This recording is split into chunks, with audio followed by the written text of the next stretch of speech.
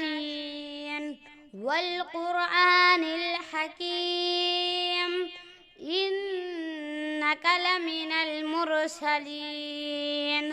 على صراط مستقيم تنزيل العزيز الرحيم لتنذر قوما ما أنذر آباؤهم فهم غافلون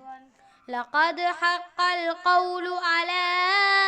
أكثرهم فهم لا يؤمنون إنا جعلنا في أعناقهم أغلالا فهي إلى الأذقان فهم مقمحون وجعلنا من بين أيديهم سدا ومن خلفهم سدا فأغشيناهم فهم لا يبصرون وسواء عليهم أنذرتهم أم لم تنذرهم لا يؤمنون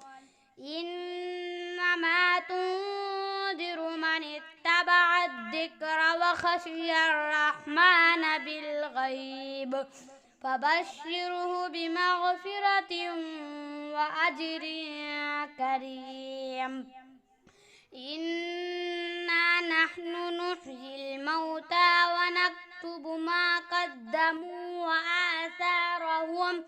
وكل شيء أحصيناه في إمام